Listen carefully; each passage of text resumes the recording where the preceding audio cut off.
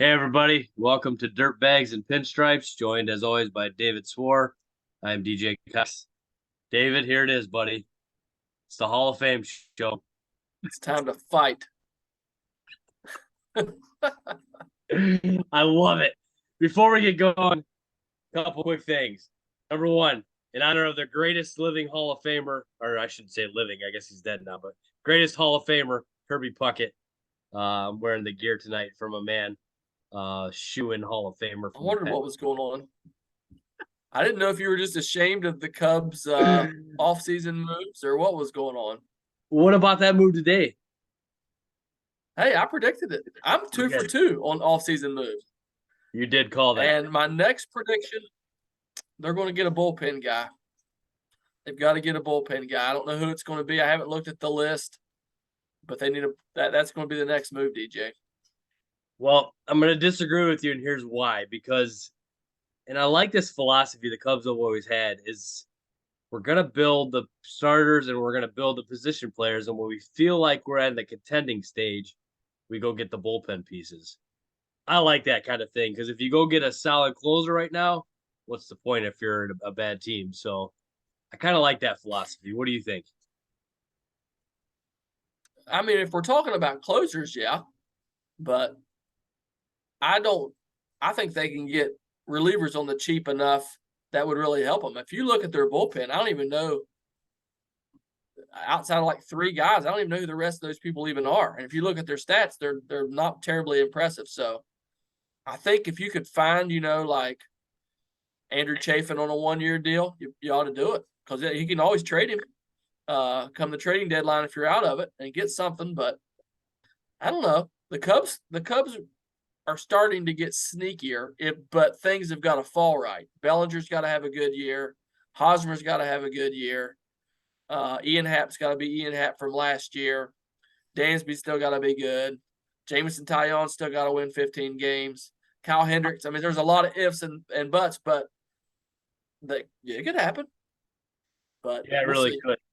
And you know what though, and I was really disappointed about what happened today too, with Rafael Devers signing a third monster deal with Boston, because I honestly thought that was a piece the Cubs were going to go after pretty hard with some of the pieces that they have in the minor leagues there to kind of go get him and have him play third with Dansby and Nico locked up and Mervis coming.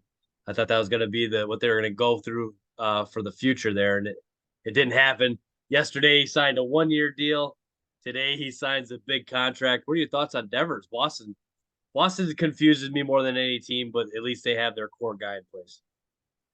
Yeah, I think this was a desperation move. It was the right move, but it was definitely like, oh crap, if we don't sign him, we're going to alienate fans. And I still have no clue what they've been doing the last probably 3 years. It's a team I don't understand, and they're still, if you look at their lineup, somebody posted it today. I think MLB Network posted it. It's like they're still not that far away. But with what's left on the free agent market, they're not going to do it unless they were to pull off some trades. There's just what they needed is gone. So even if Sale rights the ship and all that, which how'd you like the Chris Sale trade rumors? They're popping up. Yep. Yeah, that was interesting. Which there's no way I would trade Chris Sale right now. You'd be selling low. I'd let him have a good half a year and trade him if I was going to. But anyway, they're tough to figure out. One more thought on the Red Sox before we get to Hall of Fame. So, being a Yankees fan and getting to see the AL East a little more than I do probably, what was with them cutting Jeter Downs, one of their top prospects, just designated for assignment and out the door?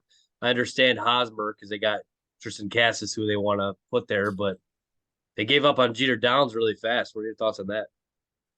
Well, it seemed like a quick cut, but at the same time, I mean, they've given him regular playing time 2 straight years.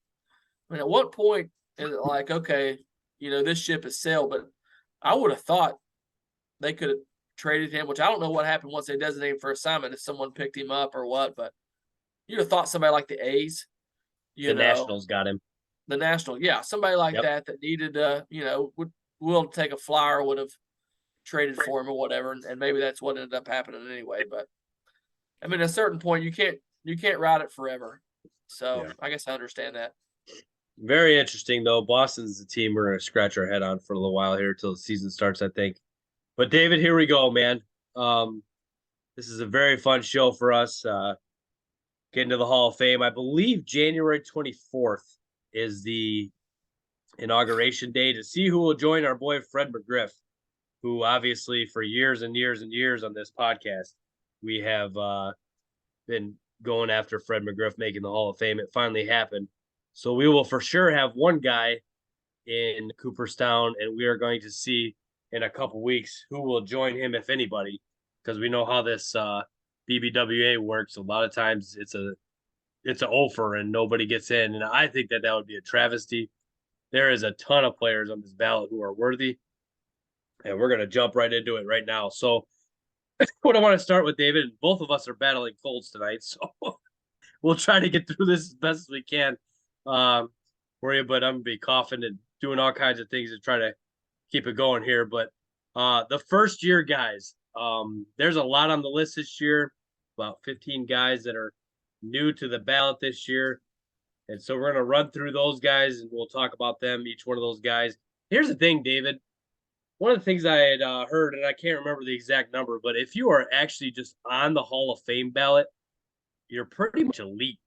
To even be able to get on this ballot, you have to have 10 years of service. I know that for a fact is one of the requirements. And you have to have a pretty solid career in order to be even considered for the Hall of Fame. And it's really cool that these guys are even on it. It's an honor to be on the ballot. And after we get done with the first year players here, we'll make a little prediction to see who we think will may even stay on this ballot, and we'll go from there. So jumping right in right away with Houston Street. David, any thoughts on him before I give mine? Great career. He was an elite closer for several years, just not long enough to be Hall of Fame. One thing I remember about Houston Street, it felt like the Yankees owned him. And so I don't know why that was. I'd love to see some stats on that, but it just felt that way when he came in the game. A rally was about ready to happen. But awesome career, ERA under 3. Much respect to Houston Street, but just not dominant enough long enough. Yeah, Houston Street, David, I remember him coming out in college, University of Texas, was one of the elite pitchers in college baseball. And when you make a mark in college, that's pretty hard to do. To be remembered as more of your college days than your MLB days is kind of what Houston Street was. He was very dominant for an awesome Texas team for all those years. And like you said, he won the Rookie of the Year for the A's in his first year, made 2 All-Star teams, 42 and 34 record, 324 saves is no joke, David. Career high of 41. He sits 20th all time in saves, which kind of surprised me, to be honest with you. I knew he was consistent. I knew he had a good career, but I never would have guessed he would have been 20th. I would have thought more 30, 40 range. So I was really surprised to see him sit 20th all time in saves, which is really cool. And like you said, under 3 ERA. And here's the thing. Other than him, for some reason, going to Colorado, David, he pitched 3 years in Colorado, and those were, of course, his worst 3 seasons. Other than those 3 seasons, he really dominated. His last season with the Angels to end his career, he was terrible, and then he kind of went out the door. But He wasn't other than terrible in Colorado. By Colorado standards, he actually wasn't that bad. that's a good point you make, and you kind of look at those numbers and you see how bad they are. But that's a very good point. Did his ERA stay under 4 in Colorado? I believe it did, didn't it? Yeah, 306, 361, 386. And those were his bad years, and he stayed under 4 in Colorado. So that is a good point because it's really hard to keep an ERA that low in Colorado. So he stopped at the age of 33. That's another thing. Had he gone on for a little bit longer and been dominant for a little while, maybe he would have hit that 400 mark. But he did not. So Houston Street, I got a no. You said a no as well, correct? That's correct. All right. So moving on to Andre Ethier. Andre Ethier, Arizona State University. My dream college, of course. I would have loved to have gone there, but then I never would have met you, right, David? So that wouldn't have worked out very well. This is true. But yeah, what an awesome career at Arizona State. Came in and played for the Dodgers all 12 of his major league seasons. And I love that. It's getting more and more rare. And I do remember one of the things that sticks out to me about Andre Ethier, when he retired, they had a little ceremony for him for his retirement in 2017. Vince Scully made a big thing. They had his family out on the field. You just tell the love that all the players had for him and all the guys he played with. So from everything I gathered, just an awesome teammate, really good player, two-time All-Star. 2009 was his best season, 31 bombs, 106 ribbies, batted 305 in 2008. Just a very consistent guy, really good hitter, career 285 averages, no joke. 162 bombs, 687 for his career, 1,300 career hits, and that's Andre Ethier. So your thoughts on Andre? Yeah, I loved Andre Ethier. He's the kind of player I like because he puts something in every category in the box score. You know what I mean? He hit for average. You know, he didn't hit for a ton of home runs or a ton of power, but definitely doubles power. If he'd have played in a smaller stadium, probably would have averaged around 30 homers a year. And this is what I like. He struck out for his career less than 1,000 times Wow. in 12 seasons. Wow. Guys that have his profile aren't doing that anymore. So Andre Ethier, great player. You know, quite a ways for being a Hall of Famer, but great career. I agree. I'm going no on him as well. So moving up the list to K-Rod, Francisco Rodriguez. This is where we start to get a little interesting, David. So me and you had kind of babbled about this a little bit before. Nickname. Yep. Can I start? You start. Is DJ's Billy Wagner a Hall of Famer? Absolutely 100% a Hall of Famer. Then there's no way you keep K-Rod out. No way. Just as good, just as dominant. You know, remember the days, I'm sure you do, when he was the top closer in baseball. K-Rod is a Hall of Famer. You're going yes on K-Rod. Wow, I love it. Man, our first agreement on the night. This is good. So, David, here's the thing about K-Rod. I agree 100% with this. And when you look into his career, he's fourth all time in saves with 437. Yeah. And so consistent. His 62 saves in a single season is a record for 162, 100 wins and 62 loss Angels team. He had 62 saves in 2008, which is I don't know if that feat will ever be broken, to be honest with you. Division champs that year. He was a career 286 ERA, 1142 Ks, and 976 innings pitched.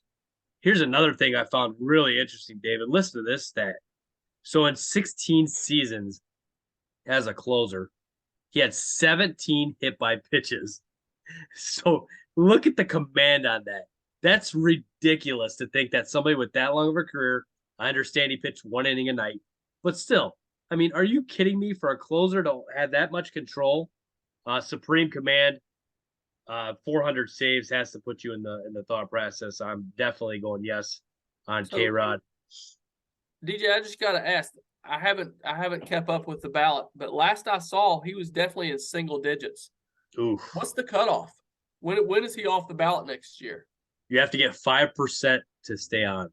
Listen, if Billy Wagner gets in and K-Rod is off the ballot in the first year, they have got to change the way this is voted on. It is such a joke. And we're going to get into that further down the line. But for everyone that voted for Billy Wagner, there should be a K-Rod vote right beside it. There's no doubt about it. 100%. The other thing I got a question, why don't writers vote for 10 every time? I would. Yeah. I would vote for 10 because if nothing else, it keeps the fringe guys on the ballot. We can talk about it another year. But I've seen several ballots that come in with 1 or 2 players checked. And there's 4 or 5 players with 500 homers on here. I mean, I just don't understand why you couldn't vote for more than, 3 or 4 guys or whatever. I agree 100% with that. And like I said, these guys are the elite of the elite, and they're on this ballot for a reason. And I want you to do a little bit of can you do a little bit of research for me real quick while I start our next guy? Yeah. Can you look up the total number of Hall of Famers in baseball? The total, what is that total number? And I'll tell you what the total number of players there is, and we'll try to figure out the percentage of guys that are actually in the Hall of Fame. So it's really hard to get in, and only the elite of the elite should get in. But I do agree that more should be let into the game. So our next guy I'll run through as you're looking that up is R.A. Dickey. R.A. Dickey's first time on the ballot, and I immediately think of you with the knuckleball. David can still throw that pitch. That's pretty funny. I was throwing it with you this summer. We were playing catch. You can still make that thing dance. The knuckleball that I was here listening on the MLB network is a dying art, man. It's dying. I don't know of any in the game right now, and I think it's going away. David, what are your thoughts on the knuckleball before we talk Dickey more? It is not going away. They Yeah. need somebody out there needs to do like Tim Wakefield and R.A. Dickey and get with someone who knows how to throw this. I think it's the most unhittable pitch in baseball because especially now, you throw that thing at 65 miles an hour when people are used to 100 or upper 90s, and then the way that thing dances, I'm telling you, man, somebody can make a career out of this. I'm convinced of it. They can't catch it, so how can they hit it? They're catchers, man. There's a story about, I believe it was Doug Mirabelli. They were talking about him having to be like police escorted to catch Wakefield because he was that much needed for the game. Because if they didn't have Mirabelli, Wakefield was going to throw to the catcher and have about 10 wild pitches and 14 pass balls. Wow. It would have been nasty. So, yeah, to catch it is super hard, and to hit it is even harder. You're exactly right. A dirty knuckleball that dances is not easy.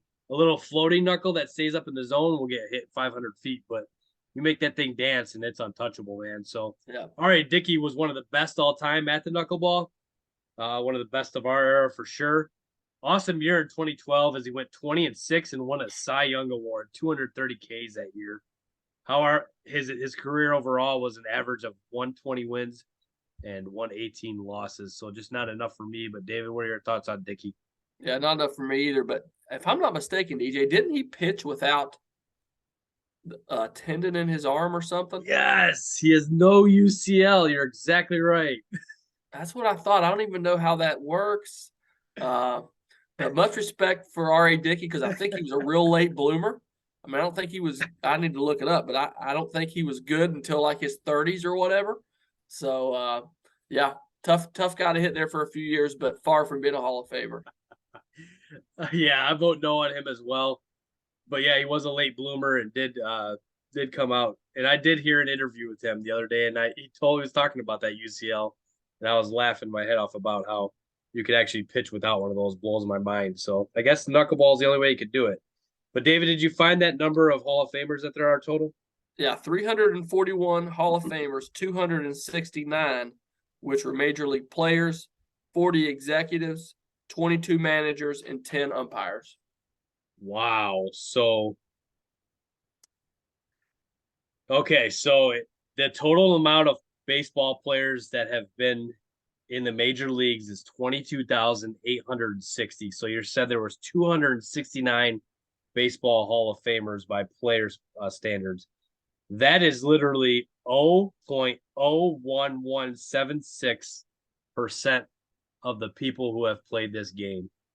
That is baffling to me how low that number is. Yeah, I totally agree. I mean, especially we're talking about Fred McGriff. He went 10 years and didn't get on the ballot or didn't get elected. And it takes a veterans committee or whatever to elect him. I mean, that's insane. That is insane. I can Absolutely. understand some of these fringy guys, but Fred McGriff isn't fringy, and there's a whole other list there to talk about. But yeah, they need to do a better job of getting players in the Hall of Fame.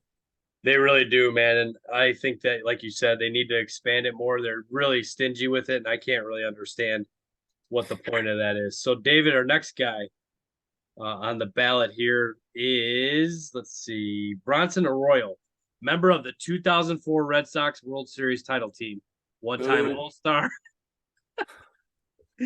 148, 137 in his career.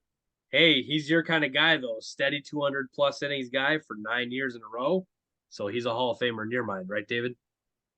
He was a very good pitcher. I have to hand it to him. He was durable. He was a big game pitcher, but not a Hall of Famer. But one of the funkiest deliveries, the funkiest bodies I've ever seen on any pitcher. Remember how skinny he was? He literally had like stick legs, and that leg would literally come straight out. It was weird, but yeah, not a Hall of Famer. Really good career with the Red Sox, Reds. When he pulled off the cornrows too, man. He wear the cornrows in his hair, and I don't know how he did that, but yeah, man, he was a really good player and a big part of that 2004 team, but definitely a no for me as well. So our next guy, Mike Napoli, Angels, Rangers, Red Sox, solid career, hit 267 bombs, 744 ribbies. Best season was his second to last season when he had 34 homers, 101 driven in. Then he went out like Rob Deere in his last year with the Rangers and hit 29 bombs, 66 ribbies with a 193 average. So Wow. the Rob Deere season to end the career, but a solid career in it. I did hear a lot of people talking about Napoli. MLB Network is doing one player a day. They're talking to that player and they're talking about his career. It's really cool to dig into all these guys, and then that they're doing that for everybody. From everything that I've heard, solid teammate, great player, but not enough for me. I'm going no on him. Yeah, I'm going no as well. He was one of the a bat first catcher. He's definitely not somebody you wanted to see come up in the clutch. Really solid career, really solid player, but he's a no for me as well. Matter of fact, I think if I'm not mistaken, wasn't Napoli and Mirabelli the catching tandem with the Red Sox that year? I'm thinking. Yep. So anyway, great bat for a catcher. Definitely a solid player. No doubt about it for sure.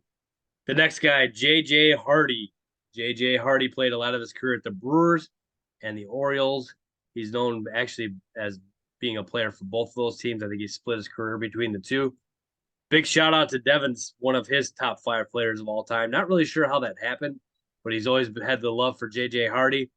And me and him had matching Orioles jerseys and hats when we went to the Camden Yards, which is one of the greatest stadiums that there is. One of my favorites by far to see JJ play.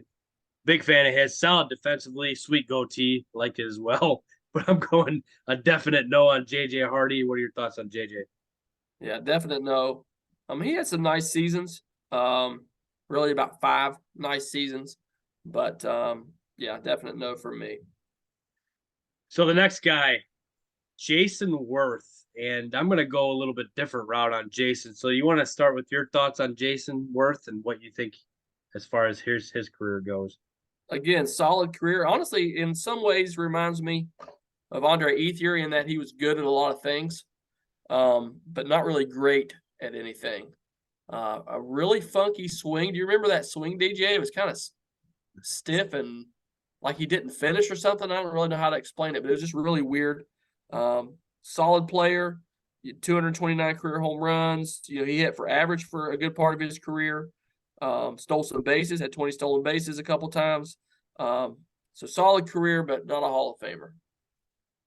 I agree 100%. I'm going no on Jason Worth, the 2008 World Series champion with the Phillies. He batted 444 in that World Series, so he's a big part of that team that won it all there. And I'm going to go with this this little backstory here on Jason Worth. He's an Illinois legend in high school, man. I'm telling you this right now. He was when I was in high school, he was one of the best players in the entire state. Chatham Glenwood High School was listen to these stats, David. So when when he was a freshman, his team's record was 31-5. His sophomore year, 35-6, with a second place at state. Junior year, 31-6, state champions, and senior year, 31-5. His career was 128 wins and 22 losses in high school, and a lot of that was him, man. His senior year, he batted 652 with 15 homers and 56 RBI in high school. And as you know, it is not easy to win state in Illinois. And Chatham Glenwood is downstate. It's not even in the Chicago area. So that makes it even harder for those teams because the powerhouses are mainly around here. And for him to actually win a state title is really impressive. And he was just that good. And he was going to go to college and signed immediately out of high school. And what an outstanding career for Jason Worth. I've always been a big fan of his, always watched from afar, rooting for him as an Illinois player. Solid career, really good. I hope he sticks around on the ballot a little bit longer. He probably will not. But Jason Worth is a definite no, but what a solid career for him as well. Yep. Johnny Peralta, David. Any thoughts on Johnny Peralta? Underrated, DJ. Johnny Peralta could flat out hit the ball. Yeah. Actually was kind of a closet Johnny Peralta fan. I just liked him. He's just somebody you never heard about, but 30 wins above replacement, 202 home runs, as a middle infielder most of his career. I love Johnny Peralta. He's a long way from being a Hall of Famer, but I just don't think people remember how solid he was. He really was. You look at his RBIs in about 4 or 5 of those seasons there, above 80 for a infielder, man. That's pretty solid.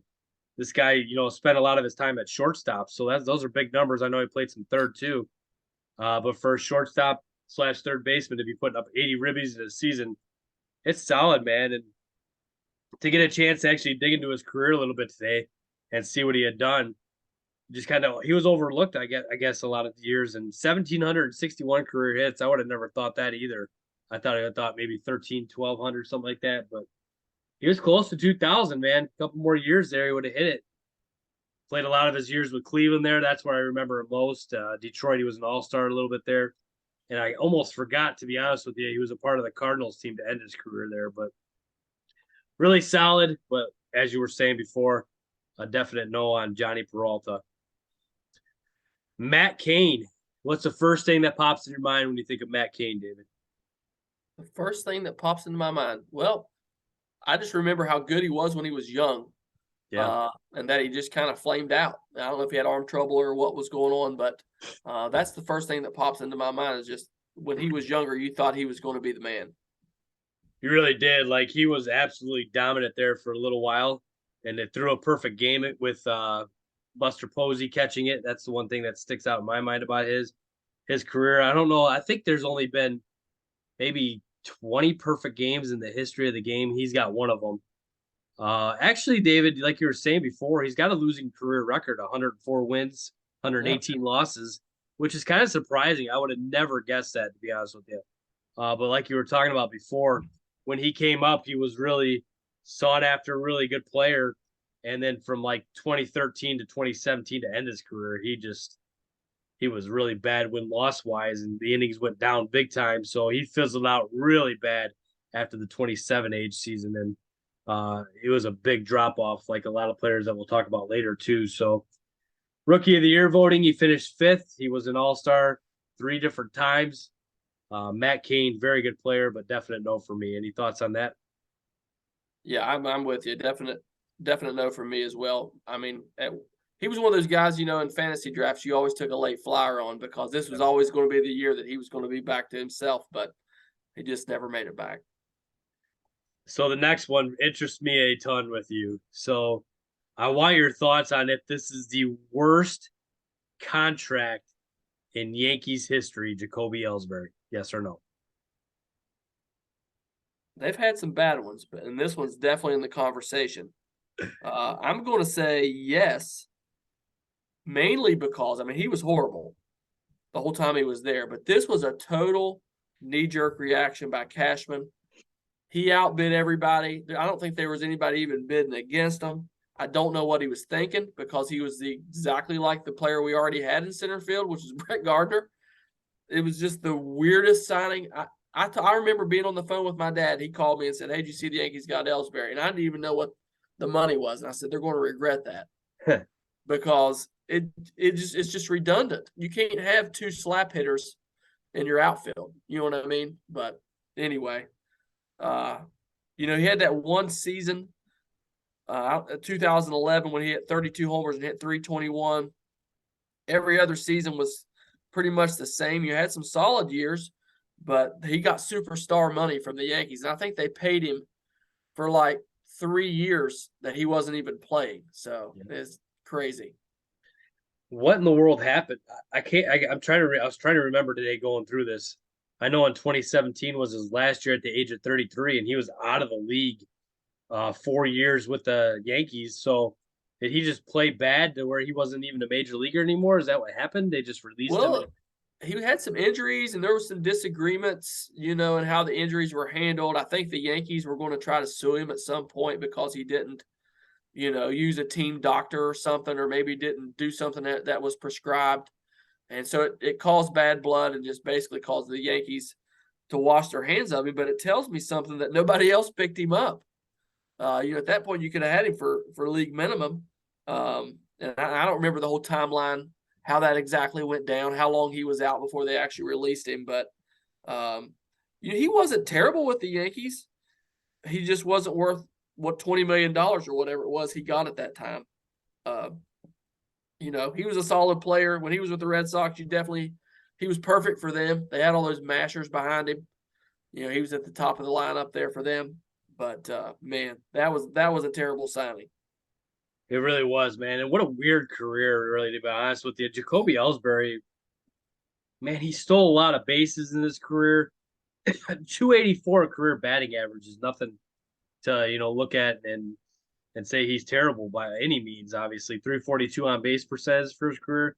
So he had a solid career, over 100 homers for a guy that really wasn't a home run hitter, and he only played 11 years in the game. So 1,376 hits. I mean, he's a good career. It just kind of baffled me that he was like you said, he could be that leadoff guy that you would stick up there and he would do a job for you. And you would love to have him on your team. And the Yankees obviously loved him and fell in love. And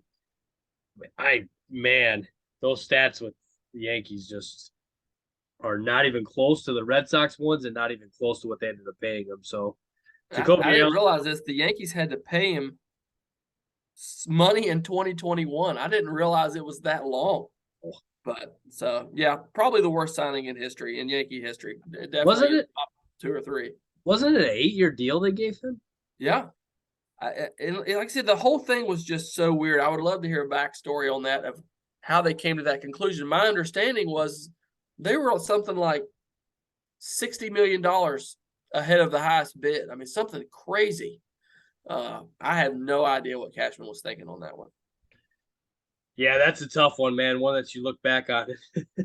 Like you said, they're still basically paying that guy, and he is not. He did not play for 3 or 4 of those years at the end of his contract there, which is crazy to think. But Jared Weaver, David, what are your thoughts on Jared Weaver? Man, solid pitcher. He had a really bad end of his career that I think kind of tainted how good he was. But I think he won about 150 games. One of the weirdest deliveries ever. Apparently, him and his brother went to the same pitching coach because he had a weird delivery too. But Jared Weaver was a solid pitcher, far from being a Hall of Famer, but especially early on in his career, that wasn't somebody you wanted to face. He had a 20-win season, 2 18-win seasons. Honestly, probably a little underrated because the last few years of his career didn't go so well. Stuck around with the Angels a long time, man. That 3-time All-Star, Rookie of the Year, finished 5th in the awards on that one as well. Led the league in WHIP in 2012 with an 800 winning percentage, so he had an awesome season that year. And like you said, funky delivery. He did lead the league in strikeouts one time too in 2010 with 233. Career 150 wins, which is really solid. 98 losses. Like you said, I think he was very underrated. Yeah, putting it, it really was. Like, this guy came and he gave it to you every night. He gave you good, solid innings, and he was a really good pitcher for all of his years. But a definite no for me on Jared Weaver. You agree, correct? Yep, that's correct. All right, so next guy is John Lackey. David, I want your thoughts on John Lackey as a Yankees fan. I hated John Lackey with an almighty hate. Not only from his Boston days, which, to be honest, he wasn't very good in Boston, but I hated him from his Angels day. And the reason why is he was such a clutch pitcher, playoffs. He was, through the season, yeah, whatever. You can see he had a 4.40 ERA with Boston there that one year, 3.52 in 2013, 6.41 in 2011. I mean, he was a solid pitcher, but something snapped in the playoffs, DJ. It seemed like he could just somehow turn it on. And I hated his face, his hook nose. I did not like John Lackey. Far from a Hall of Famer, but very solid pitcher, and we'll say that. That is so true, man. And I'm gonna tell you that before he became a Cub, I hated his guts. When he became a Cub, he was a member of the 2016 World Series team, so he'll forever have a place in my heart. And he did not pitch in the World Series that year. He did pitch. Actually, I shouldn't say that. He did not pitch in one of the division rounds, I believe. The NLDS, he was left off the roster. And then in the World Series, he did pitch one game and got a start in that World Series as well. But man, what a solid career for him. He had 180 wins in the big leagues, 188 and the 147. So John Lackey was no joke. He was one of those guys that if you were a batter, you would hate his guts because he just gets into your head, I think, a lot with just all his antics and the way he looks at you and just everything about him was kind of like that. And I did not either. He helped the Cubs win a World Series. He ended his last two seasons with the Cubs in 2016 and 2017, and then he was out the door. He actually, his last year with the Cubs, led the league in giving up 36 home runs. So they were Oh teeing wow. off on him pretty big there at the end of his career. He was 12 and 12 somehow, but I think that was because we had such a good offense because he did have a pretty bad year there. But not going to dog on a guy who helped us win a World Series. So, John Lackey, thank you so much for the title, but I'm definitely going no for the Hall of Fame. Are you agreeing, David, on that Yeah, one? I agree. And I think we need to have an episode of players you love to hate. John Lackey would be on my list for sure. I think it would be funny for the reasons that we hate him. I shouldn't have anything personally against him, but I just hate his face, DJ. I just something about him.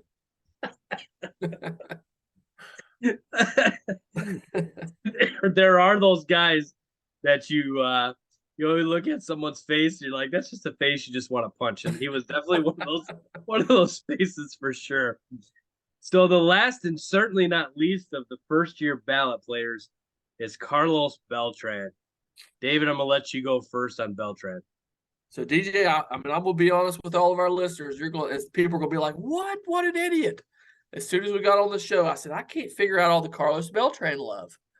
And DJ said, "Oh man, he's in." So I clicked on him, and it's like, "Oh wow, 2,700 hits, 435 homers, clutch in the playoffs, all while playing great defense.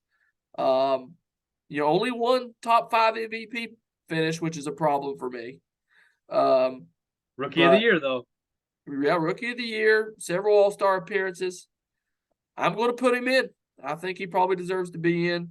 70 WAR, which takes into account good defense, 9 All-Star teams. He was one of those guys that was just quietly one of the better players in the league, and you just really didn't realize it. He really was, man. I love the career of Carlos Beltran. 8 seasons with over 100 RBI. Solid batting average every year, too, is another thing. He wasn't just a power hitter. He would hit 20 to 30 bombs every year consistently while putting up average, and that's hard to do for a lot of these hitters. Most of these sluggers can't hit 300 in a season, and Beltran could do it very consistently with a career 279 batting average in a lot of seasons that he had over 300, a 350 on base percentage. Some of those postseason numbers, 307 in the postseason, 412 on base, 16 homers, 42 ribbies. Just an absolute stud in the playoffs. Was one of those guys that is on the top 10 list in a lot of offensive categories for postseason. Just overall round, solid career. Can't say enough about the guy. My Carlos Beltran story, David, is his cousin came to Aurora to play in a men's fast pitch softball league with me. And we were on the same team together there. And so he had asked me to come to Hummel Park on the west side and play in the Puerto Rican League on the weekends. And I was like, yeah, sure, whatever, I'll come do it. And so I go into Hummel Park and play in the Puerto Rican League with Carlos Beltran's cousin. He gives me a Carlos Beltran Mets jersey, hooks me up with all kinds of stuff. Our team ended up winning the title for that league, the Puerto Rican League there.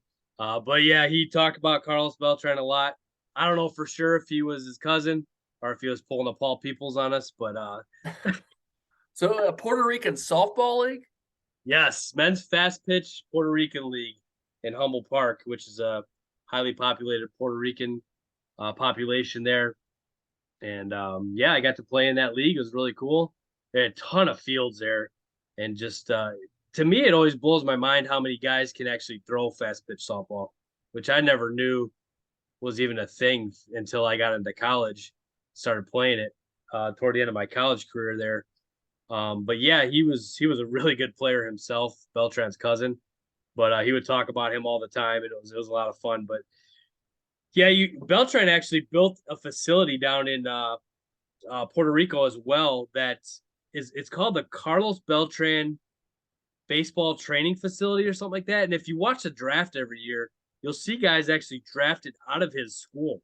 So I'd be very interested to take like a background look at what he's got going on there for these players down there in development and what actually goes on there. I'd like to watch a little special on that someday. But yeah, man, unbelievable player, center fielder.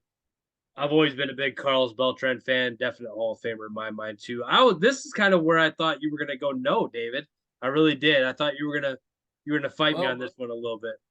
I think I'm jaded because his Yankees career, he was there 3 years. 2 of the years were just pretty mediocre. He had one good year. And so I think when a player comes through like that, you're kind of like, he was solid, but not great. But like I said, then you look at his career. Now, he did play 20 years, DJ. He was a stat accumulator a little bit, but he had several years there where he had a ton of stolen bases too. Yep. All the way around, I think he's in. Well-rounded player, no doubt. So, all right, David. So of the first year players here, which ones do you think will get the 5% to stay on the ballot? We voted in K Rod and Beltran, so we've got to say those two guys will stick around. But do you think that any of these guys left besides those two, and maybe even K Rod won't get it? What are your thoughts on who will get 5%? If K Rod doesn't get it, I quit the Hall of Fame. I'm out. That's going to be really stuck under my skin. I think it's just going to be K Rod. Looking down the list here again, and Beltran. I think there's a chance Lackey stays on. Okay, yeah. Maybe, maybe not. 188 wins is nothing to sneeze at. So I'm gonna say he might stay on, but that may be it. Yeah, you know what? I'm actually 100% going to agree with you too. I do think that John Lackey will stay on the ballot with 188 wins. Um, Beltran for sure. Yeah, I'm going to 100% agree that those are the three guys that stick around. And like you said, if K Rod falls off, that'd be a travesty. And it'll be interesting to see. That's the one thing to look at too, is to see who of these guys will stick around and move on forward. So to the top 14, these guys have stuck around, have got the 5% year to year to stay on the ballot. We will start with the bottom, Torrey Hunter. David, what are your thoughts on Torrey Hunter? Torrey Hunter really conflicts me, DJ. I'm not gonna lie about it. And it's not because he necessarily has Hall of Fame batting statistics, but it's hard to find many center fielders who are any better with the bat. It's going to be hard to find anybody who is any better with the glove. 9 gold gloves. I'm really on the fence on this one. How about you?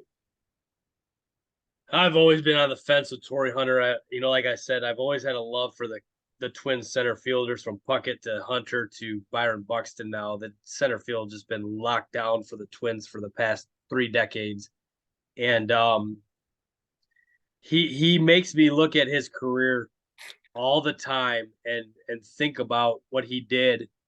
And if you were to say yes, I'm voting for him, I could not disagree with you. 5.3% of the vote last year. He barely stayed on, and it will be a travesty if he doesn't get 5% and stay on this ballot. This is his 3rd year on it. The WAR is 50.7, which I don't really understand what that is. 353 homers and 1391 ribbies, which is awesome for a center fielder. 277 batting, 331 on base. And like you said, you don't find anybody better defensively. I'm still a no. I think the thing that's going to make me say no, I'd like to see at least one top 5 MVP year, and he doesn't have one.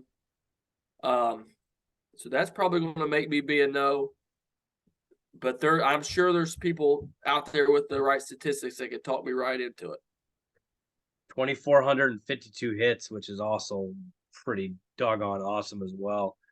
It's like you're saying, man, when you bring into the effect the defense and everything that he brought to the game, It's unbelievable. And I heard a couple guys making an argument against him the other day, saying he was never even the best player in his team. With Joe Mauer, Justin Morneau were winning the MVP awards, and I don't even think that's a thing. Like, it doesn't matter who's on your team. I think that's a stupid argument. If your Barry Bonds is on your team, does that not make you an? I guess it does with Jeff Kent, but I Yeah. don't know. I don't know what that argument doesn't do a thing for me. So if anybody's gonna say Torrey Hunter wasn't even the best player on his team, well, so what? It doesn't mean he's not a Hall of Famer. But I've always been on the fence of Torrey Hunter. I've gone back and forth. I've never voted for him. I continue to say no. But like I said, David, sometimes these guys will stick around on the ballot for a while, and like you start hearing more and more things about him, and you start to say, well, maybe I'm wrong. And I've changed my mind on a few players over the years. I'm not ready to do that yet, but what an awesome career for Torrey Hunter. Yep, I agree. Mark Burley, David, go for it. I love Mark Burley. 214 wins. I think it was like 15 of his 16 years pitched over 200 innings. Mark Burley shouldn't be in probably, but I don't think he gets enough love. I don't know what his percentage was last year. I think he just skimmed by if I'm not mistaken. You could do a lot worse than Mark Burley. And if you're talking about best pitchers of his generation, is top 10, DJ? Top, I think he's higher than most people give him credit for. Let me just put it that way. Yeah, I got to be careful with this one because I do believe that I'm going to be hooking up with Mark Burley in the near future with a couple of my friends that are from my work that go to his house on a lot of occasions. So I feel like one day I might go fishing with Mark Burley. So I have to be kind of careful on this one. I'm going to go no, but I'll tell you this right now. Um, if I were playing center field behind Mark Burley, that's my kind of pitcher. Just get the ball, go, go, go, go. He could pitch Listen, that game in 2 hours. there's two Hall of Famers in his similarity scores, and the other guys who aren't Hall of Famers were studs. Oral Hershiser, Bob Welch, David Wells, Kevin Brown, was great there for a while. Yeah. So it's not that crazy for someone to put them on the list. Now, you'll be excoriated if you do, because, he's an stat accumulator, whatever. Well, all I know is if he stays in the game 6 or 7 innings per start, which he did, he must have been pretty daggone good. That's just what I'm going to say. And he always made his starts. He really did, man. And that perfect game that he threw, Matt Cain and him have two of the 17 or 18 perfect games in the history of the game. They're both on the ballot this year. Solid career. Yeah, absolutely. From everything that I've heard, too, from my old assistant coach, who is his buddy and hangs out with him all the time. And just a solid human being as well. A lot of fun to hang out with, and lives down in the St. Louis area down there. And so hopefully get to hang out with him one of these days and meet him. We're talking about trying to hook something up there, but yeah, really cool, man. Mark Burley on the ballot. Hope he sticks around. He's at 5.8% of the vote last year, which worries me a little bit. May fall off if he gets below that 5 threshold, but we'll see if he sticks around, yes or no. But I'm going to go no on that one. You as well, David. Correct. On to the next guy, which we're going to fight about. DJ, go ahead. I'm going to let you go first on this one. Bobby Abreu. I've always voted for him every year that he's been on the ballot. It's his 4th year on it. He got 8.6% of the vote last year. Don't really understand why there's no love for a guy like this. We go back to what we were just talking about. Never the best player on his team, obviously. But the numbers that he accumulated over the years are outstanding.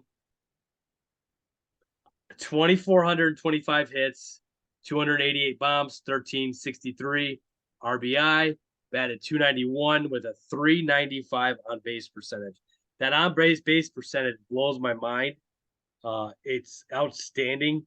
It's one of the tops ever in the history of the game. And 1,453 runs scored, which is no joke either. This guy played an outstanding career, was no doubt elite in his years. Overlooked, overshadowed, call it whatever you will.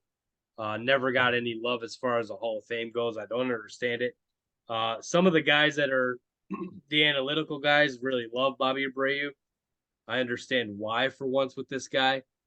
I'm voting yes on Bobby Abreu. Fight me, David. This is easy. This is an easy fight. I watched Bobby Abreu play for 3 years. I like Bobby Abreu. He was solid. He was a good on base guy. But I'm going to list all of his top 10 MVP finishes for his career. I'm going to list all of the Silver Sluggers. Oh, wait a minute. There is one. There is one. In 18 years. And we talk about stat accumulators. I mean, not that 18 years is a super long career, but I mean, it's a pretty long career. Bobby Abreu was a very good player, a very good player.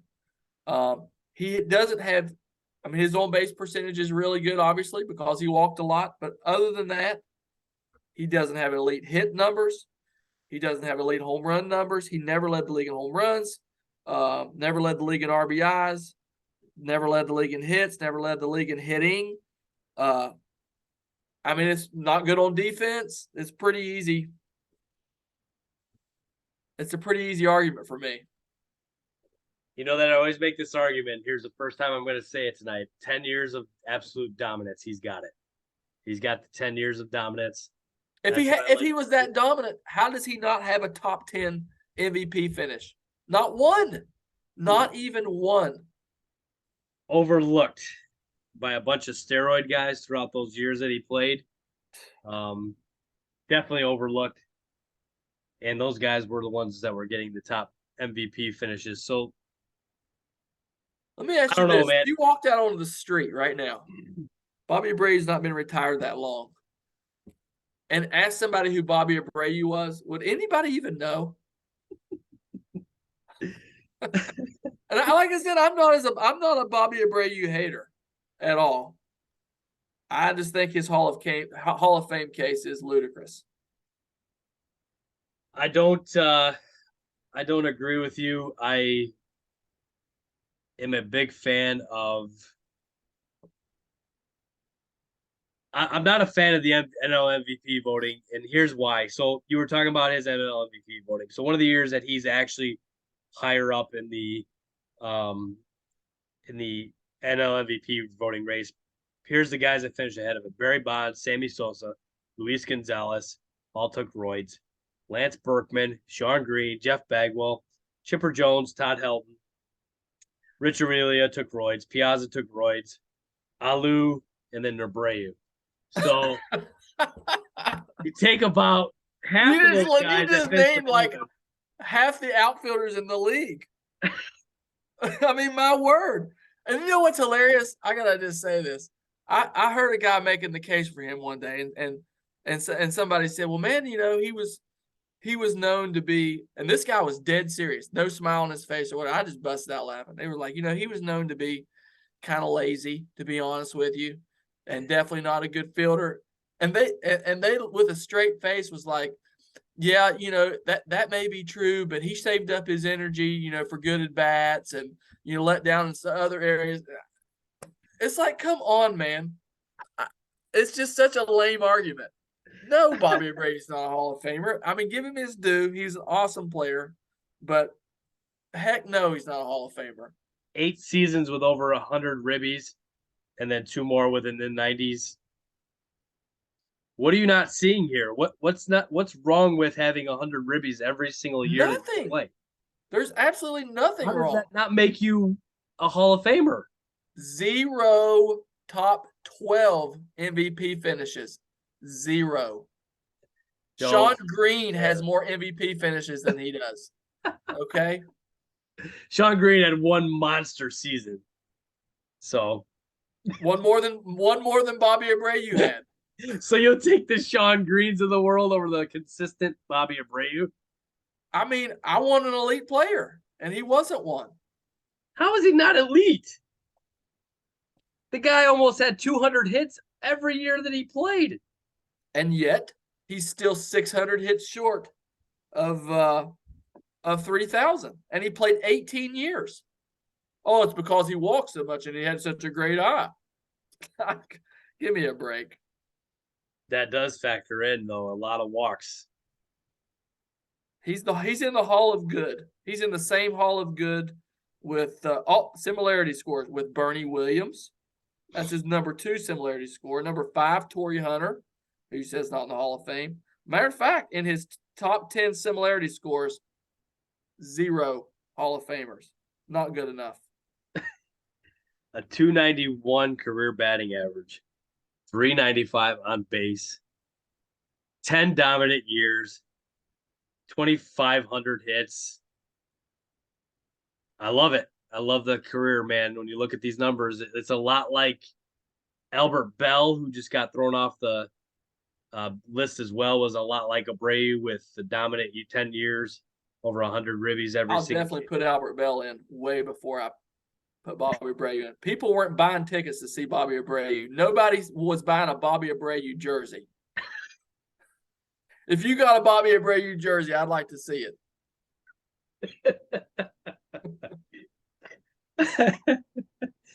I'm going to vote for him till he's off the ballot. I'm a big yes on Bobby Abreu. Outstanding career. I'm definitely going to go yes on Bobby Abreu.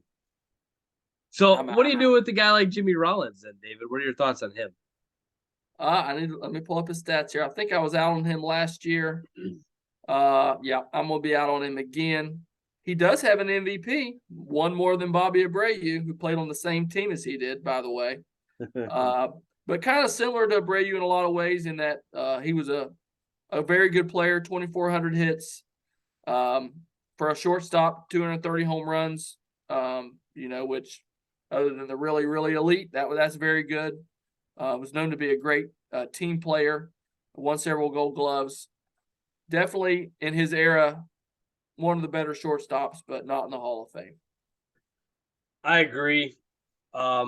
Very good shortstop. Like when you break it down by all-time shortstops, man, he's got to get up there a little bit on the list, I would say. I don't know exactly where I would rank him for all-time shortstops, but pretty solid numbers offensively for a guy. 24, 55 hits. That just blows my mind how many hits he had in his career. Well, and DJ, here's the similarity scores. This is where you start getting in problems. Similarity scores are Barry Larkin, Hall of Famer, Alan Trammell, Hall of Famer, Lou Whitaker should be in the Hall of Fame, Roberto Alomar, Hall of Famer, Ryan Sandberg, Hall of Famer, Ted Simmons, Hall of Famer, Joe Morgan, Hall of Famer. What are you going to do about that? Whew. It's impressive. That's a good list right there. So you're a big one on that. So what do you do about it? Because I'm saying no. I'm definitely saying no too. I just don't think, he's as good, to be honest with you. I never was 100% in on Alan Trammell. He does have similar numbers, if we're just being honest. This guy actually got more home runs and more hits than Alan Trammell. He's one of the better shortstops, but I can't put him in. So going back to Abreu just for one more thing, and I need an explanation on this. And I don't understand WAR. I never will understand WAR. But how does Bobby Abreu have the exact same WAR as Gary Sheffield, and he gets no love? It has to be the walks and the on base percentage, and base running. Base running is a big deal. So why does that not factor into? He's got a similar WAR to Todd Helton and Gary Sheffield. He's the same exact WAR as those guys. Anybody on this ballot besides, I don't know, man. WAR is one of those things I don't really understand because Scott Rowland has pretty much the highest WAR on this list besides A-Rod. His is defense. Yeah, he's getting his WAR for defense, and Gary Sheffield's losing it for defense. Gary Sheffield was not a great defender. Bobby Abreu, he did win a Gold Glove somehow. I guess that was the year he decided to hustle. But if we're talking about Gary Sheffield, 5 top 10 MVP finishes. One of the greatest batting stances of all time. Good batting average, had stolen bases, had over 500 homers, which is automatic Hall of Fame status for me. There's so few guys have done that. People were buying Gary Sheffield jerseys back in the day. Gary Sheffield is in. Gary Sheffield, was an outstanding player. I'm a big fan of his. Always have been a big fan of his. I love the batting stance. I don't know how in the world you can wiggle the bat that much and get your hands through the zone like he did and hit absolute bombs. One of my favorite players to watch, to be honest with you, of all time, really, if you just think about his overall career. I can't do it with the steroids, but I will say that he's got the numbers. So I've kind of done this with the steroid guys now. I'm going to go yes only because of the numbers and no because of the steroids. But there's no doubt if you're going off of his numbers alone, he's an easy Hall of Famer. I don't know if he'll ever get in though, and it looks like these steroid guys are not going to get in. The ones that are at least 100% known to have done it. At least the ones that people don't like. That But could as be it long as you're too. nice, a good guy, otherwise you're getting in. It's so I can't don't get me on that soapbox, DJ. Because they love Big Poppy, as we saw last year. Oh yeah, that's no big deal. He was sorry, I guess. Yeah, he's sorry he got immunity for coming forward about it. I guess that's the dumbest thing I've ever heard. So Andy Pettit, speaking of steroids, 256 In wins. Go ahead. this is easy. He's in. He's a great playoff pitcher. 256 wins. I know the ERA isn't the greatest. It's pretty You can't solid. tell the story of baseball in the 90s and 2000s and not talk about Andy Pettit. To me, this is easy. He's in. I don't know what percentage he got last year, but he's in for me. David, can you seriously name 10 better left-handed pitchers of all time than Andy Pettit? No, no. And his story about steroids is it was a one-time thing. I don't know. I mean, does Andy Pettit look like a steroid user to you? Because he doesn't to me. And this is my whole argument for steroid users in the Hall of Fame. You cannot tell who was using. It's impossible. Andy Pettit looks like an average pitcher, everyday pitcher. There's no way that you could tell that he was using them. He didn't have the weird roid rage issues and all that. Seemingly nice guy.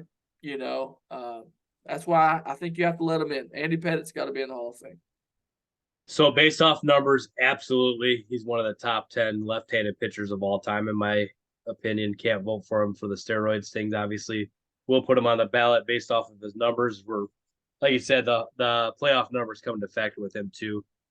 Just a dominant lefty, one of the best we've ever seen in our time for sure. Randy Johnson's obviously, I think, number one as far as that goes. And then you think of a few more guys, and it doesn't take you very long to get to Andy Pettit, David. It really doesn't. So, awesome career, great guy. I really hurts me that he got this cloud hanging over him because great Christian man. Everything that I know about him is he's an awesome human being and made one mistake in his life, and he's going to pay for it for the rest of his life, unfortunately, as far as the Hall of Fame goes and everything, and the way people perceive him on that, which is a big shame. And I honestly do feel really sorry for him. And I just can't do it, but I think he's had an outstanding career. So David, the next guy, Omar Vizquel. I know you've been a big no on Omar, and I have too. But he's about as close as you can get to 3,000 hits without getting in with 2877. So what's keeping Omar out of the Hall of Fame in your eyes? Well, he played for 24 years, and so that's why he's as close as he is. Just the lack of power. He was never a feared hitter at all. If Omar Vizquel came up at the end of the game in an RBI situation, were you really worried about it? You know what I mean? Just didn't have great hitting numbers. He didn't hit for great average for his career. Didn't have a great on base percentage. I know he was an elite fielder. That's just not enough for me. So I'm still a definite no on him. I look at his numbers and I try to put blinders on the home runs and RBI because that's not who he is, and that's not what he's expected to be as a shortstop in the late '80s and into the '90s, and those weren't the big bopper days for shortstops. So I try to put blinders on those numbers there. But like you were saying, the hitting just isn't there for me. If you're not going to produce the home runs and RBIs, I'm okay with that. But show me the numbers hitting wise. Not a feared hitter. The numbers hitting wise just don't do it for me at all. He had a couple of years, he was close to 200 hits, a couple 150s. Batting average was not there either consistently enough for me as well. I'm going to say no and a close no. I think he's close. He's like I said, he's in the Hall of Good. I just can't do it, man. It's always been a no for me. I just look at that career and honestly, I don't know how I don't know how those hit numbers when you look at it add up to 2877. It doesn't look like it when you're looking at his baseball reference page. It doesn't look anywhere close to 3000, but it's just over like you said, a 24-year career. He accumulated that number and can't do it, man. I just never have been able to and can't do it now. Yeah, I agree. Manny Ramirez, David, your boy. Yeah. You couldn't hate anybody worse than I hated Manny Ramirez, but he's definitely a Hall of Famer. One of the greatest right-hand hitters of all time. I know he was on steroids, but a 312 hitter, 555 homers, Yankee killer, 9-time silver slugger, best at his position for nine years in the league, 12-time All-Stars, 2-time World Series champion. My test has always been, can you tell the story of baseball without him?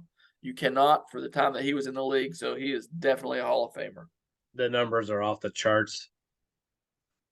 We had our podcast trivia night the other night. He is number one all time in postseason home runs as well, which just means something. 28.9% of the ballot. He'll never get in. There's no way he's going to get in. He was one of the worst defensive left fielders I've ever seen in my life. But he when you still had have 70 wins above replacement. Think about that. It was horrible. Yeah, it's terrible defender. But somehow managed to put up the stats that he did, which he was awesome. Yes, for me, as far as the numbers goes. No, as far as the steroids go, Manny Ramirez is easy. Yes, unless you're going against him for the steroids.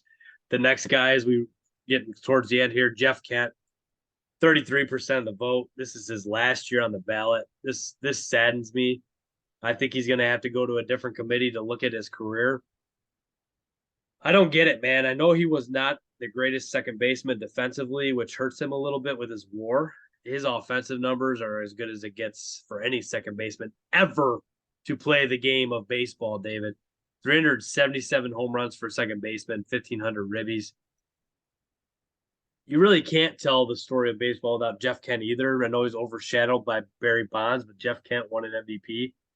Jeff Kent was the Robin to the Batman, the main guy in all of baseball.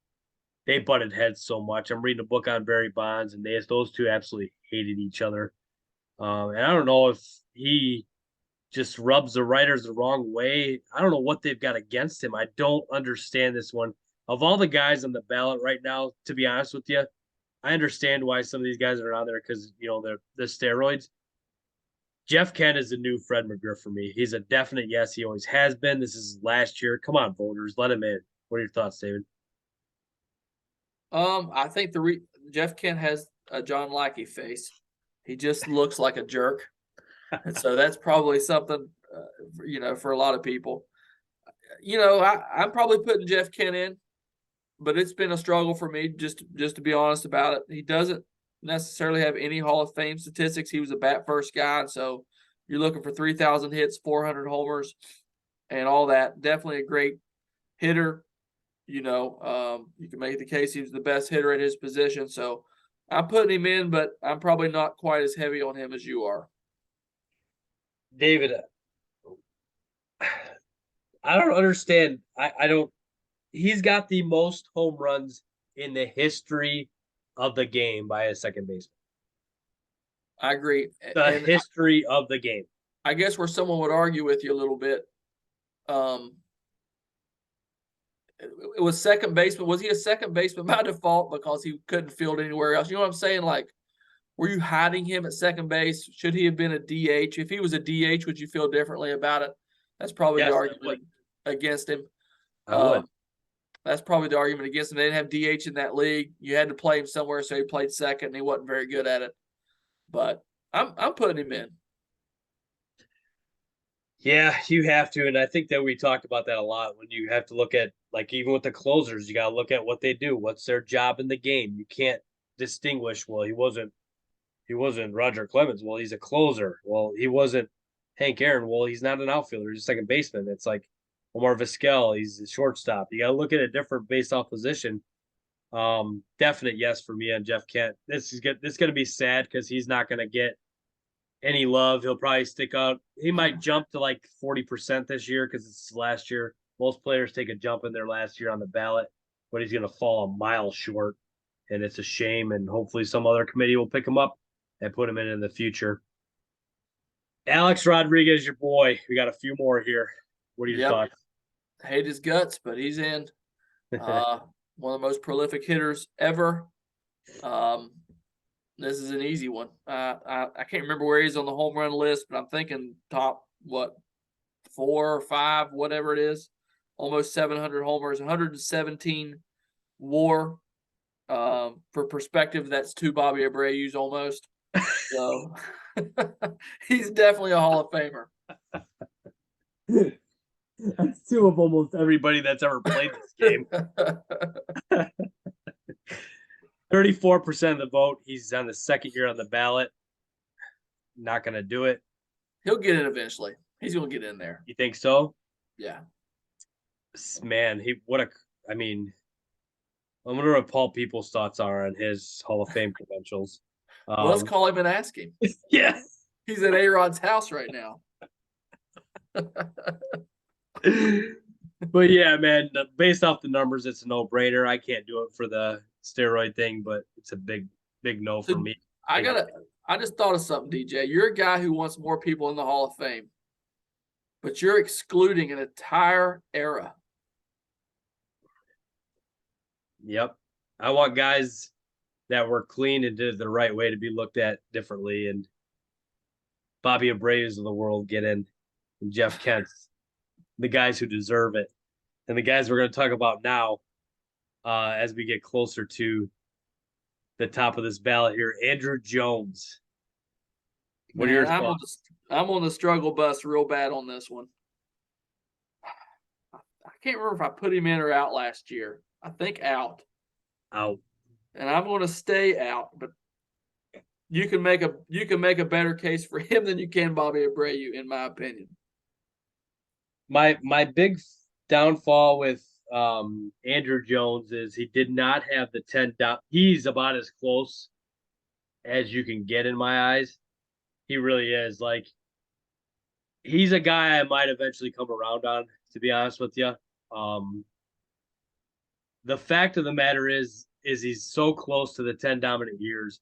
But when he turned 31 years old, he fell off a major cliff at the end of his career and was gone out of the league. And had he just stuck around and had a couple more good seasons like he did in 2005 and 2006, this would be an easy no-brainer, David, but I can't do it based off of the inconsistency of the career. He dominated for a good 7-8 years there. He really did. And then it was gone.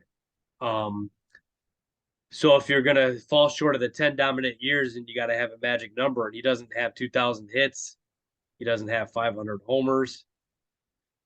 The RBIs are down a little bit from what they should be if you're a Hall of Famer. The batting average is 250, so it doesn't do it for me either. The defense is elite, about as Torrey Hunter, Andrew Jones is about as good as you're going to get defensively, which pains me as a center fielder myself to not be putting these guys in. It makes me really, because these are the greatest center fielders of our era, to be honest with you, both defensively and offensively, as Torrey Hunters and Andrew Joneses. You don't beat these guys. Like, you really don't in center field. So this is hard. I go back and forth on this one. He stays on the ballot longer and longer. I may come around, but I just can't do it right now, Dave. What about you? Yeah, I'm going to leave him off. He's kind of probably in the same camp with Torrey Hunter. You know, he was one of the better center fielders for sure. I'm like you, kind of tailed off. Even one more good season, like you said, he's probably in, but I'm gonna leave him off. Billy Wagner. What are your thoughts? I've been against Billy Wagner. I'm going to let him in this year. Yes. Realizing that, you know, his career could have been longer, and which would have definitely given him, you know, more saves and a little more ammo to be a Hall of Famer. So I'm going to put him in based on that fact. 6th all time in saves, 422. David, to be honest with you, as a closer, um, I don't know if there's anybody that's more intimidating than Billy Wagner. Maybe Hoffman, Mo, but that might be it as far as intimidation goes. If you had to face a guy like Billy Wagner, I would be scared to death. 100 miles an hour from the left side with like a sidearm sling action coming at you. The guy could throw 100 miles an hour with his right hand too, which blows my mind how good he was both ways, a la Jesse Naftel. Just dominant from both sides. And 47 and 40 in the win loss, 231 career ERA. He's a no brainer. He's probably in my mind the third or fourth best closer of all time. Well, and he ended his career on what may have been his best season. That's what I'm basing it on. Like, he's kind of fringy, but it's really not because he wasn't good enough. It's because he just decided not to play anymore. Yep. So, yeah, I'm gonna put him in. That's awesome. So Todd Helton, David. Not doing it? You backed off of Helton? I'm telling you, man, I'm we just got like on the breaking news. fence. I'm just on the fence. I'm on the fence on him, and every time I read stuff about him, then I fall off the fence. I went back and looked at his non-Colorado numbers. Literally 2/3 of his home runs came in Colorado. That's a performance enhancer when you play half your games there. And if you're going to be a performance enhanced guy, I want to see like 500 homers. He doesn't have them. 316 batting average, which is awesome. 414 on base, which is awesome. I just go back. Let me just put it this way. I could be convinced. I go back and forth on him. He was a feared RBI guy. I'll give you that. But let's be honest. If he hadn't have played all those years in Colorado, he's not on this list. David, he batted 285 on the road. Look at his home runs. All those RBIs and stuff he's got, they don't happen if he's not in Colorado. I can't hold where they play against him. I really can't. This guy got robbed of an MVP award. He should have been the MVP in 2000. I to this day don't understand what in the world. Look at all the bold on the 2000 numbers. How is he not the MVP of the league that year? Still blows my mind and is still the dumbest MVP voting I've ever seen in my entire life. That he finished fifth in that MVP voting with those numbers is a travesty. He was behind guys like Jim Edmonds that year. One of the greatest center fielders of all time. Yeah. I'm going to jump back on his bandwagon here, and here's why. I'm going to jump back in. Similarity scores. Jeff Bagwell, Hall of Famer. Edgar Martinez, Hall of Famer. Vladimir Guerrero, Hall of Famer. Orlando Cepeda, Hall of Famer. Larry Walker, Hall of Famer. Jim Rice, Hall of Famer. Fred McGriff, Hall of Famer. Joey Votto has a case. Andres Galarraga was an awesome player. I'm going to jump back in on Helton. Oh, nice. His numbers they don't leap off the page. You know what I mean? It's like they're really good. And then when you go, and like I said, I looked up the other day his away from Coors Field number, and it's like, wait a minute. To be honest, if he's not at Coors Field, he's probably Mark Grace and Don Mattingly. That's what we're talking about. Yeah, I mean, David, 316 batting average, 414 on base. You got to look at the whole picture here. 1,335 walks, which is unbelievable too. The homers, the ribbies are there. I mean, as far as consistency, 2,500 hits. The WAR is there. I mean, it's right there too. He wasn't the greatest defensive player either, but I don't know, man. This guy is one of the best ever. He really is. He's one of those guys that you should put in. And I don't know if they're going to vote anybody in this year, and I really don't think that they are. I think this is going to be a skunk. But I do believe that if anybody's got a chance, he's got the best chance of everybody. I don't understand why he's not in. He's unbelievable. What a great hitter. That batting average and on base percentage does a lot for me too.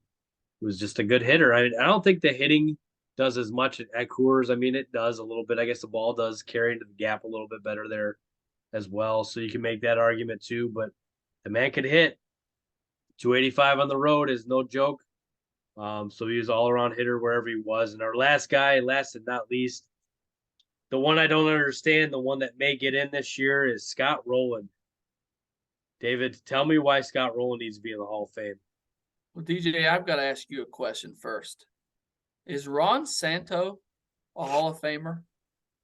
Yes, sir. Well, if that's the case, then Scott Rowland is also a Hall of Famer.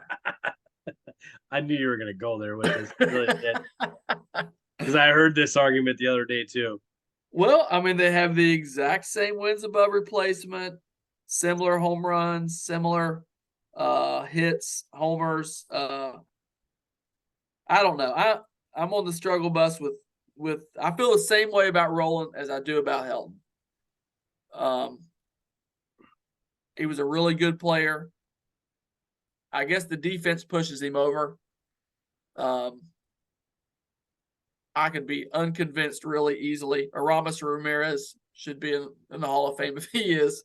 I guess what's hurting Aramis is fielding. I haven't looked at his wins above replacement, but I'm assuming that's what's hurting him because they have and that is what's hurting him. They're 35 WAR apart, and it must be because of that. Because Aramis probably has better batting numbers.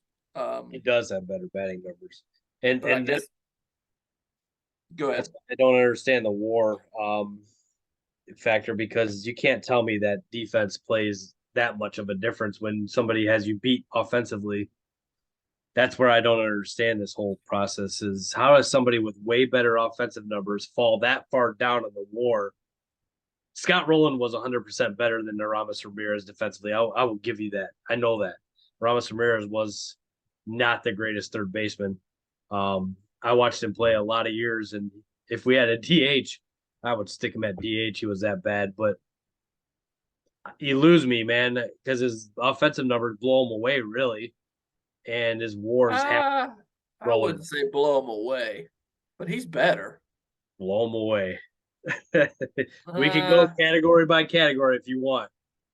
We can do it. Okay, I mean, like beating him by okay, yeah, he beats him by 50 home runs in a career. Okay, the batting average, I don't even know, but I'm gonna bet it's pretty similar. Within a few points of each other. Blowing him away would be like if Aramis Ramirez had 500 homers and he had 300. That's blowing him away. 70 more homers, 300 more hits, higher batting average. He's got him. I don't know what I don't know. I'm just not sure what makes somebody like that. So RBI, he's got him by like 150. I mean, he's got him in every offensive category that there is. On base, Rowland has him a little bit. I don't know, man. I just don't understand why you're so big on a guy that's better defensively, and we don't care about Vizquel's defense or Vizquel had 80 home runs. Yeah. I mean, my gosh. Next thing we're going to be putting who's the guy that played for the Rockies last year? I can't think of his name right off the top of my head. Their shortstop. He's like the fielding whiz or whatever. Anyway, I can't. His name's slipping me, but yeah, Scott Rowland. I mean, Ron Santo made it. DJ. Ron Santos from a different era of third baseman. The 60s was the dead ball era, too. You got to take that into effect.